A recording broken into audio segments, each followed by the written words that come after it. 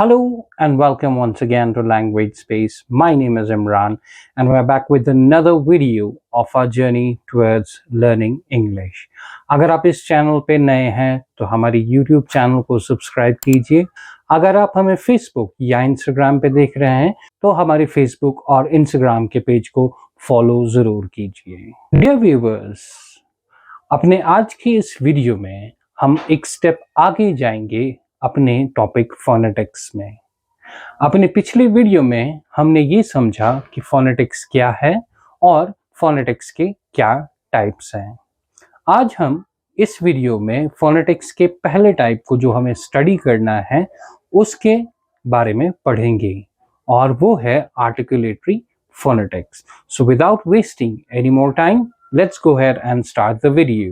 Dear students, let's first of all understand कि articulatory phonetics क्या है या articulatory phonetics कहते किसको हैं। अगर हम articulatory phonetics की definition देखें, so the definition says as that branch of phonetics which deals with the processes involved in the physical production of the sound। यानी कि आर्टिकुलेटरी फोनेटिक्स जो है इसका फोकस उन प्रोसेसेस की तरफ होता है, फिजिकल प्रोसेसेस की तरफ, जिनकी वजह से साउंड प्रोड्यूस होता है। फॉर एग्जाम्पल, जब मैं एक वर्ड बोलता हूं, जैसे मैंने अभी बोला वर्ड, और मैं एक वर्ड बोलता हूं व्हेन, ठीक है। अब जब मैंने व्हेन बोला तो ये व्हेन जब मैंने बोला उसमें कौन कौन से फिजिकल प्रोसेसेस इन्वॉल्व हुए। फॉर एग्जाम्पल, एयर कहाँ से जनरेट हुआ, फिर वो एयर कहाँ से पास हुआ, फिर मेरे माउथ की पोजीशन क्या थी जब मैंने इस व्हेन को प्रोनाउंस किया, मेरे लिप्स की शेप क्या थी, मैंने कैसे अपने लिप्स को शेप अप किया, मैंने कहाँ पे एयर फ्लो को ब्लॉक किया, तब जाके मैंने ये पूरा वर्ड बोला। सो व्हेन इट मीन्स मैंने अपने लिप्स को रोल किया, ठीक है, उसके बाद एकदम से गश ऑफ एयर फेंका, उसके बाद मैंने एन को बोलने के लिए पहले एयर फ्लो को ब्लॉक किया, अपनी जो टंग है उसको मैंने अपने हार्ड पैलेट के साथ टच कराया, तब जाके ये साउंड प्रोड्यूस हुआ।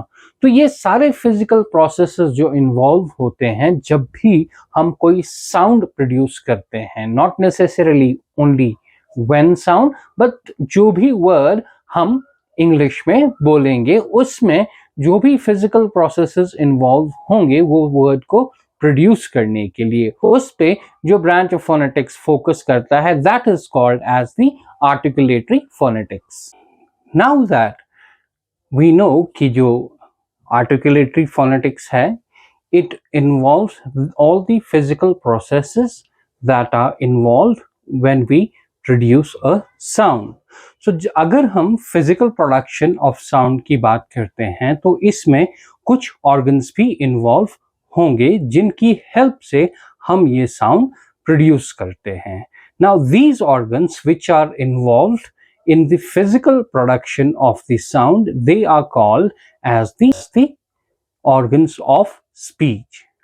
और अब हम इन organs of speech के बारे में पढ़ेंगे। Now organs of speech, इनको एक दूसरा नाम भी दिया जाता है जिनको हम कहते हैं articulators। Now these are the organs which are physically involved in the production of the sound। ऐसे organs जो physically साउंड को प्रोड्यूस करने में इन्वॉल्व होते हैं या जिनकी हेल्प से हम फिजिकली साउंड को प्रोड्यूस करते हैं। फॉर एग्जाम्पल, आवर लंग्स जो कि एयर को पास करते हैं, जिनसे एयर आता है। नंबर 2, द ट्रैकी जिनसे एयर फ्लो होता है। इसी तरह बहुत से और ऑर्गन्स हैं जिनके बारे में अब हम पढ़ेंगे कि कौन कौन से ऑर्गन्स हैं और किन पार्ट्स में उनको डिवाइड किया जाता है। So let's see that. अगर हम आर्टिकुलेटर्स की क्लासिफिकेशन की बात करें या ऑर्गन्स ऑफ स्पीच के क्लासिफिकेशन की बात करें, तो इनको हम 3 टाइप्स में डिवाइड करते हैं। 3 तरह के ऑर्गन्स में इनको डिवाइड करते हैं। पहला जो टाइप है या पहला जो क्लास है ऑर्गन्स का, that is called as respiratory organs. दूसरा जो ऑर्गन टाइप है जिनमें हम इनको डिवाइड करते हैं वो है फोनेटरी ऑर्गन्स। और तीसरा जो ऑर्गन टाइप जिसमें हम इसको डिवाइड करते हैं वो है articulatory organs. First one is respiratory organ, second is phonatory organ and third one is the articulatory organ. आइए अब हम एक एक करके इन तीनों को समझते हैं और देखते हैं क्या क्या ऑर्गन्स हैं। Now, the first type of organ जो हमने इसमें देखे, those are respiratory organs. Respiratory organs are those organs which control the flow of air while we speak. जो एयर के फ्लो को कंट्रोल करते हैं जब भी हम बात करते हैं। क्योंकि जब भी हम बात करते हैं, sometimes our tune goes up, sometimes our tone goes down, sometimes we have to stop the flow of air, sometimes we have to let the air pass through without any hassle. So इन सब को control करने के लिए जिन organs की involvement होती है कि कितना एयर पास करना है, कब एयर को स्टॉप करना है, कहाँ पे रुकना है, ये सारी चीजें जो ऑर्गन्स कंट्रोल करते हैं, those are called as the respiratory organs. अब ये रेस्पिरेटरी ऑर्गन्स क्या क्या होते हैं? The first respiratory organ is lungs. Lungs क्या करते हैं? लंग्स एयर प्रेशर जनरेट करते हैं, क्योंकि जब भी हमें बात करनी होती है we have to exhale the air. जो भी हमने एयर इनहेल किया हुआ है उसको एक्सहेल करना है। वेदर आगे जाके उसको स्टॉप करना है या नहीं वो एक अलग प्रोसीजर है, but the first thing is that we have to exhale the air. और वो जो प्रेशर जनरेट करना होता है जिसकी वजह से ये एयर एक्सहेल होता है वो लंग्स जनरेट करते हैं। So first respiratory organ is lungs. The second respiratory organ is the trachea. ट्रैकी क्या होते हैं? ये ट्यूब लाइक स्ट्रक्चर्स होते हैं जिनमें छोटे छोटे रिंग्स होते हैं। और अब अगर हम अपनी नॉर्मल लैंग्वेज में, सिंपल लैंग्वेज में बोलें तो इसको विंड पाइप भी कहते हैं, क्योंकि जब लंग्स के थ्रू एयर पास होता है, जब लंग्स से ये एयर आगे चला जाता है तो एक ट्यूब जैसी कनेक्ट होती है लंग्स के साथ, दोनों लंग्स के साथ, राइट एंड लेफ्ट, जिसकी वजह से ये एयर बाहर की तरफ आ जाता है। And now that windpipe is also called as trachea. So ये दूसरा रेस्पिरेटरी ऑर्गन होता है जो हमारी स्पीच में हेल्प करता है। It provides the passage. So lungs क्या करते हैं? Lungs provide the air pressure so that air is exhaled. Trachea, it provides the passage, or trachea provides the passage for the flow of air outside. एक tube एक path की तरह connect करता है जिसकी हेल्प से एयर बाहर आ जाता है। And the third respiratory organ is diaphragm. Diaphragm क्या होता है? It acts as a lid और एज अ स्फिंक्टर, जिसकी हेल्प से एयर फ्लो को कंट्रोल किया जाता है जब भी हम या बात करें या कुछ खाएं। सो क्या होता है? For example, let's consider this to be a trachea. ये हमारा ट्रैकी है, it's like a pipe, and इस पे ये डायफ्राम एक्ट करता है एज अ लिड और एज अ स्फिंक्टर। सो जब भी हम बात करते हैं इट ओपन्स अप। जो एयर प्रेशर हमारे लंग्स में बना हुआ था इस ट्रैकी के थ्रू वो बाहर आ जाता है जब ये डायफ्राम खुल जाता है। एंड जब हम कोई भी चीज खाते हैं, ठीक है, उस टाइम पे क्या होता है? उस टाइम पे ये डायफ्राम बंद रहता है so that nothing goes inside this trachea. And in case by any chance while we are eating, और हम बात कर रहे होते हैं और बाय एनी चांस हमारा ये ट्रैकी थोड़ा सा खुल गया हो, ठीक है, और कुछ भी खाने का जो अंश है या पार्ट है वो इसमें चला जाए, सो एट दैट टाइम चोकिंग हो जाती है, ठीक है। हम कॉफ करना शुरू करते हैं, जिसकी हेल्प से फिर ये वापस बाहर आ जाता है. So it's acts as a lid. So this diaphragm acts as a lid which protects anything apart from air to go inside the trachea, right? These were the three respiratory organs. So let's recapitulate them. First, it was lungs, which help to generate the air pressure so that air is exhaled. Second, trachea, a tube-like structure that provides help for the air to be exhaled, or it provides the passage or the path for air to be exhaled. And diaphragm, that provides, or that is a lid like structure which controls the flow of air. Okay, so ye hai respiratory organs. Now let's move to the second category of the organs, which is called as, or which are called as, the articulatory organs. Articulatory organs are those organs of our vocal tract which helps us to modify the air flow while we speak so that different sounds are produced. ये वो organs होते हैं जो air flow को modify करते हैं. ये decide करते हैं कि, या इनकी help से हम decide करते हैं कि air flow को कब कितना रोकना है, कितना पास ऑन करना है, और इसी की हेल्प से डिफरेंट साउंड्स हम प्रोड्यूस कर सकते हैं, डिफरेंशिएट कर सकते हैं. डिफरेंट साउंड्स हम प्रोड्यूस कर सकते हैं और डिफरेंट साउंड्स को डिफरेंशिएट कर सकते हैं जब ये बोले जाते हैं. So let's see what articulatory organs do we have in our body. The first articulatory organ that we have in our body are the teeth.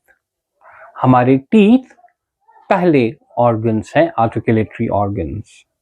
ये क्या करते हैं, जब हम कुछ साउंड निकालते हैं, जैसे फॉर एग्जाम्पल साउंड दिस. जब हम दिस बोलते हैं, एयर फ्लो लंग से आता है, ट्रैकी के थ्रू पास होता है. हमें अपनी टंग को अपने दोनों टीथ के बीच में रखना होता है.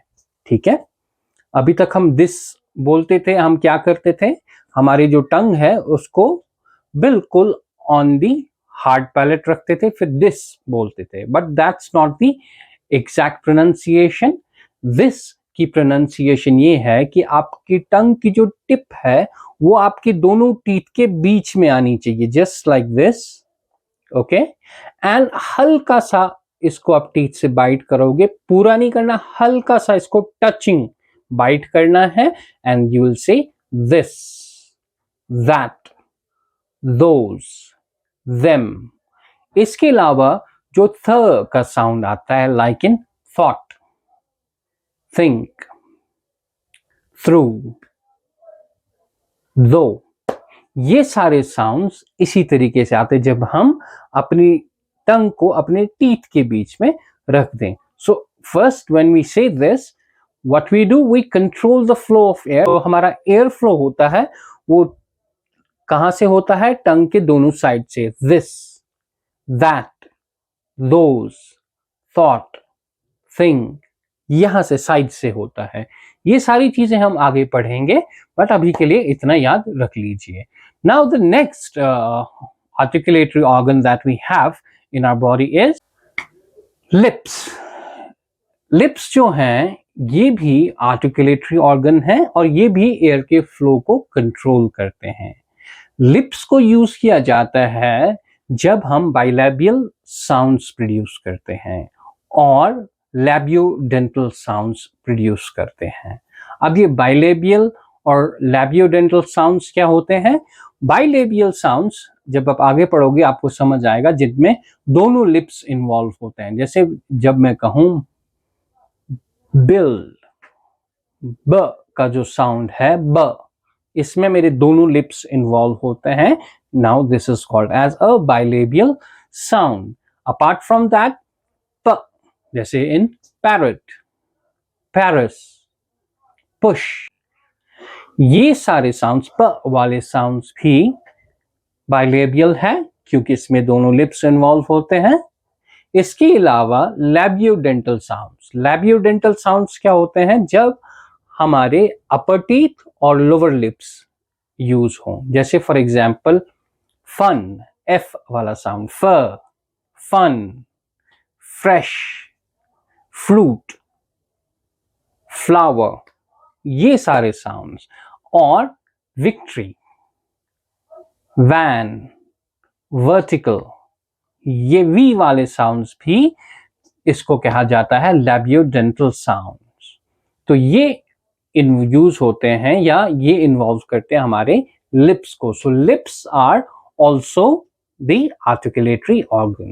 Now the next articulatory organ which is involved in the sound production is mandible. Now mandible इसको हम common words में कहते हैं the lower jaw, ठीक है। सो लोअर जॉ क्या करता है, ये अप एंड डाउन होता रहता है जब भी हम बात करते हैं।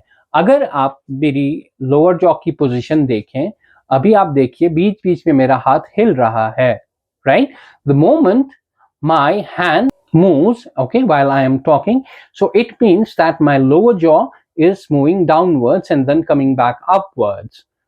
पहले नीचे जा रही है फिर ऊपर आ रही है। Now this movement, this movement of my lower jaw or mandible, it also controls the flow of air and helps to produce the sound. इसीलिए ये भी एक articulatory organ है। Now let's see the fourth articulatory organ. The fourth articulatory organ is maxilla or maxillae. Maxillae is the upper jaw. Although जब भी हम बात करें हमारे अपर जॉ मूव नहीं करता, बट अपर जॉ में हमारे कुछ ऐसी चीजें फिक्स होती हैं जो सपोर्ट करती हैं ऐसे ऑर्गन्स को जिनकी वजह से साउंड प्रोड्यूस होता है। For example the hard palate or the complete palate, whether it's hard or soft, it's fixed in the upper jaw. Our upper teeth, they are also part of our upper jaw. So ये भी एक important part है हमारे pronunciation के time पे, इसीलिए ये भी एक articulatory organ है। Now let's see the fifth one. Fifth articulatory organ that we have in our body, it's called as velum. Velum इसको एक दूसरा नाम भी दिया जाता है which is called as soft palate. अगर हम अपने माउथ के अंदर देखें तो एक स्ट्रक्चर जैसे हमें लटका हुआ मिलता है, हैंगिंग स्ट्रक्चर हमें मिलता है अपने माउथ के पूरे बैकवर्ड्स पे, यहाँ पे ऑलमोस्ट। सो ये क्या करता है, ये नेजल पैसेज की ओपनिंग और क्लोजिंग को कंट्रोल करता है। जो भी एयर हम इनहेल करते हैं वाया नेजल कैविटी, इसी के थ्रू फिर हमारे लंग्स के अंदर पहुंचता है। It's also called as soft palate और ऑल्सो कॉल्ड एज वेलम। जो भी नेजल साउंड्स हम प्रोड्यूस करते हैं, जैसे for example king, nung, sound, ये सारे नेजल साउंड्स होते हैं, ये नोज से प्रोड्यूस होते हैं। जैसे किंग, रिंग, सिंग, ब्लिंक, ये etcetera, these are called as nasal sounds और ये सारे इसी की हेल्प से प्रोड्यूस होते हैं। Now let's see the sixth one. Sixth one is glottis. Glottis क्या होता है, जब हम अपने यहाँ पे देखेंगे, हम बात करते हैं, अगर आप यहाँ पे हाथ रखेंगे तो एक वाइब्रेशन सी फील होती है। वाइब्रेट क्या करते हैं, दीज आर स्मॉल कॉर्ड्स जिनको कहा जाता है वोकल कॉर्ड्स। ये वोकल कॉर्ड्स वाइब्रेट होते रहते हैं जब भी हम बात करते हैं। इन दो वोकल कॉर्ड्स के बीच के जो एम्प्टी स्पेस है जिनके थ्रू ये एयर पास होता है, फिर जिसकी वजह से ये वाइब्रेट करते हैं, that is called as glottis. The seventh articulatory organ that we have, it's called as alveolar ridge. It's a ridge or bulging, एक उभरी हुई चीज होती है जो हमारे अपर टीथ और हमारे पैलेट के बिल्कुल आगे होती है। यानी कि अगर ये हमारे टीथ है, इस ऐसे हमारे टीथ हैं फॉर एग्जाम्पल, यहाँ पे जो इसके साथ कनेक्ट होता है, अगर आप टंग अपने टीथ के रूट के साथ लगाओगे, वहां पे जो भी आपको स्किनी चीज दिखेगी, that is called as alveolar ridge. ठीक है, जब भी हम साउंड ट ड। ये हम साउंड टी और डी बोलते हैं, तो ये साउंड्स इसी से प्रोड्यूस किए जाते हैं। Alright, the eighth articulatory organ that we have, that is called as the hard palate.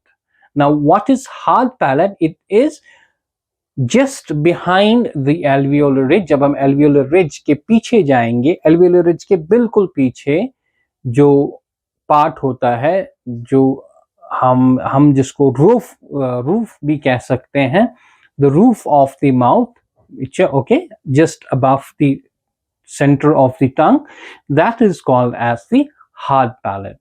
और इस hard palate से भी कुछ sounds produce होते हैं, like r, ring, round, ribbon, इस तरीके के sound. Ninth articulatory organ that we have is the nasal cavity.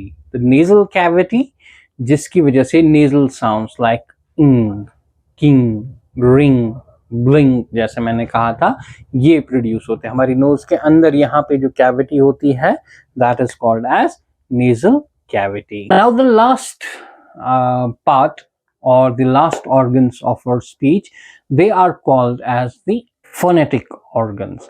ये फोनेटिक ऑर्गन्स क्या होते हैं? जो एक्चुअल साउंड प्रोड्यूस करते हैं, जो हमें सुनाई देता है, ठीक है, वो साउंड मॉडिफाइड नहीं होता, अनमॉडिफाइड होता है, और उसको फिर आर्टिकुलेटरी ऑर्गन्स मॉडिफाइड करते हैं। लेकिन जो बेसिक साउंड प्रोड्यूस करता है, those are called as phonetic organs. और पहला फोनेटिक ऑर्गन जो हमारे पास है, उसको कहा जाता है वॉइस बॉक्स, और उसको लैरिंक्स भी कहते हैं। लैरिंक्स और वॉइस बॉक्स जो होता है हमारा, वो साउंड प्रोड्यूस करता है। जो भी हम बात कर रहे हैं, जो भी साउंड प्रोड्यूस होता है, वो वॉइस बॉक्स के थ्रू ही प्रोड्यूस होता है।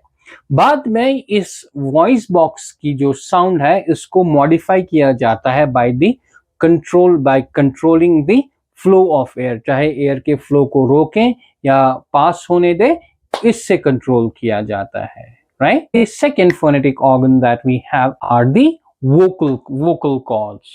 सो जब भी वॉइस बॉक्स से साउंड प्रोड्यूस होता है, जब भी वॉइस बॉक्स से साउंड प्रोड्यूस किया जाता है, these vocal cords they start to vibrate, जिनकी वजह से ये साउंड फिर आगे वेव्स की फॉर्म में आगे चला जाता है, और हम उसको फिर कंट्रोल्ड वे में प्रोड्यूस करते हैं। Right, so these are the organs of speech और आर्टिकुलेटर्स जो यूज होते हैं while we pronounce a word. Now this will be it for this video. अपने अगले वीडियो में अब हम एक्चुअल फोनेटिक साउंड्स की दुनिया में चलेंगे, जहां पे हम सबसे पहले classification of sounds in English पढ़ेंगे, कि हम इंग्लिश में साउंड्स को किस तरीके से क्लासिफाई करते हैं, lies in vowel sounds and consonant sounds, और इनके बारे में इन डिटेल पढ़ेंगे।